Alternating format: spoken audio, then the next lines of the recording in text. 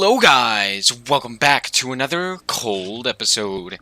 This time I am doing something different, and I hope you guys do indeed enjoy it.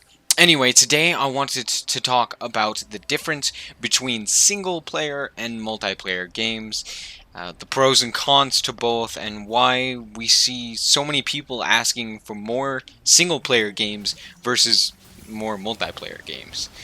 This is going to be a series I am starting called Opinions in Gaming, where I'm not just going to talk about single player and multiplayer games, but I'm going to talk about a whole bunch of different topics, whether it's about gaming, movies, the world in general, so many different things, as well as then putting gameplay behind that. So if you do indeed enjoy, just be sure to drop a like, and if you want to see more content like this, as well as the rest of this series, just be sure to subscribe so that you stay caught up on all that. Anyway, let's hop right into the first topic, which is, well, the topic in general, which is what is the difference in single-player and multiplayer games, other than the obvious. Single-player games are single-player, one person, multiplayer, people. Anyway, I wanted to first talk about the pros and to both single player and multiplayer, and then I wanted to later talk about the cons to both, and then lastly I wanted to talk about what games have both and work well with both, and then why we get more multiplayer versus single player games. So let's hop right in, starting with the single player pros. First of all, they're single player, which means you don't need friends. If you're antisocial like myself, you don't need friends to play with. You can just play whenever. You can just play the game whenever you want, right? That's super nice. Awesome. 10 out of 10. Another thing is that you don't need to wait for anyone. You don't need to play on anyone else's time. You can play whenever you want. You don't have to wait for another person to join the game. You don't have to, worry about any of that. You just load up the game and you start playing. You play your saved file or what have you, and you're off. There you go. You're playing. You don't have to, choose a game mode and then choose what champion or what character or what hero or what have you. You just go. You just play. Super fun. And another thing is that a lot of times single player games are story driven. They're all about the story. They're all about the story, what you do with your character, right? And it's less so about playing it again and again and getting better and better. Which is another thing, is that they're not competitive. You don't have to worry about it being competitive. You don't have to worry about it being, you trying to get better or having to get better. It's just you play until you beat the game, right? Or until you're bored, or what have you, right? It's very simple, very calm, very stress-free, just kind of go. Now, the pros of multiplayer is, first of all, the exact opposite of the previous point. They are competitive. A lot of times, they have a ranking system to rank you in the total percentages for that server, for the world, what have you, and it's something to work for, right? It makes it a lot more entertaining and something that you can come back to and replay again and again, which is really entertaining. It's something that you definitely want to come back to, and it's the big draw for multiplayer games.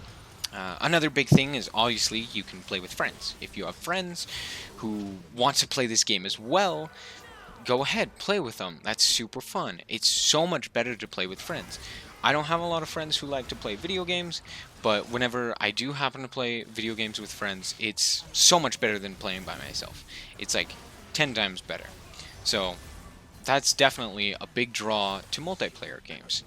Another thing that's really big now is esports, right? Going and being able to watch and participate in or what have you with the esports. That's super fun. Definitely something, another big you know, draw for multiplayer games. I can't think of another word other than draw, but that's definitely super fun to watch. Just like sports, you got esports, right? And then another thing is that a lot of new multiplayer games are free to play, right? Fortnite, Realm Royale, League of Legends, Dota, all completely free to play. And that's awesome. Now I don't have to spend $60 to play a game. I just spend zero, and I can play whenever. Cool. Um, now I want to talk about the cons to both of those. So first off, single player, the cons. Obviously, you can't play with friends. There's been a lot of times where I've played a game and I'm like, man, this would be so much better with a friend. But it's single player. Sad day. Or my friends, when I was young, they would come over and I'd be playing a single player game and it's like, well, this is single player. I guess I'm gonna have to stop and play a different game. And I was really enjoying that. So that's, I mean, obviously it's a single player game, happens, but you know, I wish, sometimes I wish I could play the campaign with a friend. Another thing that can be a con is if the single player game has a really bad story, right? Something that's just really stupid and the gameplay doesn't make up for it, and you're just like, well, why am I playing this? Gameplay and the story go hand in hand. If you don't have a good story, you need to have amazing gameplay. If you don't have amazing gameplay, you need to have a really compelling story. That's the trade-off, right? And if it doesn't do both of those really well in a single player game, then why am I going to keep playing? Why am I going to buy this game? Why, that's the thing. And another big key thing is that it's not replayable. Single player games, most of the time, you're not going to come back to them until like years later or something like that, and you're just thinking to yourself, hey, I really enjoyed this game, let's play it again. Most of the time, you're not going to constantly be playing it, so it's not as replayable as a multiplayer game. Now, there are definitely, cons and things that aren't great about multiplayer games. For example, other people having to play with strangers, anything like that, can be really bad, especially if they get mad at you for not being amazing. There are things that you just have to deal with sometimes in multiplayer, and it can ruin an experience. If you've ever played multiplayer games, you should probably know that people aren't exactly the nicest, and it's kind of hard to play with them sometimes. Another thing is that they can have lacking stories. I think of early League of Legends, I think of things like Call of Duty, and all this other stuff where multiplayer is more the focus, and the story is kind of left behind, and you don't really get any of that. League of Legends has changed, it's much better now. The story is rather good. They have, lore, and they've started to do actual story work. But in the early days, it was basically non-existent.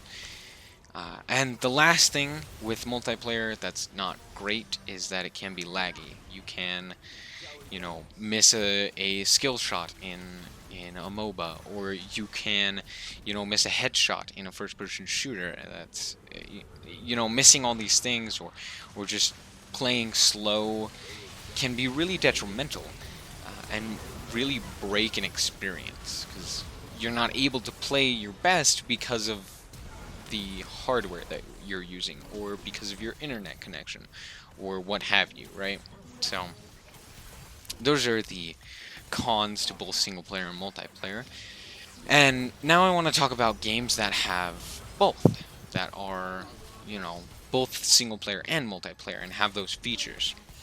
And first off, obviously, you should be getting the best of both worlds. The games that I think of this, when I think of good single-player / multiplayer games, I think of games like Warcraft, Starcraft, Minecraft, all these crafts. They're really fun. And one thing that makes them really enjoyable and really fun is the variety that is given to them through map making and modding. The map editor for both Warcraft and Starcraft is really good and allows you to do so many different things and truly gives another whole replayability factor to these games. And modding as well, things like, you know, for Minecraft and Skyrim and stuff like that, modding is very important and very, entertaining, to say the least. So map making and modding is very important and very helpful for games that have both single player and multiplayer. Now, one thing that can kind of detract from this experience is that sometimes the story can lack, and it's more focused on multiplayer. Again, I bring up Call of Duty because, yes, it has a single-player campaign and stuff like that, but the story a lot of the time is kind of lackluster, and it's more focused on the multiplayer. Now, the reverse of that is also true. If you have a really good story, sometimes the multiplayer can be kind of lame. I don't really know of any specific examples other than Pikmin 2, where it's more about the single player, more about the campaign and stuff like that, and the multiplayer is just kind of meh. Also Pikmin 3, which is a newer game, it's very similar. And the last thing is that if maybe you did get a good story, right? Or something like that, but the gameplay doesn't feel great, that's another huge detriment. And a lot of times, I feel like if you're trying to do both a single-player story and a multiplayer experience, sometimes the gameplay it just feels off. The big thing that I think of, the big game that I think of with this is Brawl. Super Smash Bros. Brawl. It just doesn't feel right. You had Melee before it, which was very smooth. For only being a year in production, it was very smooth. It was a very good game. And then Brawl comes along, and it just feels stiff. And they focused a little bit too much on Subspace Emissary with the story and making all of that, but they didn't really focus on how the game actually felt. So there's that. Now, obviously, a lot of people want more single-player, story-driven games.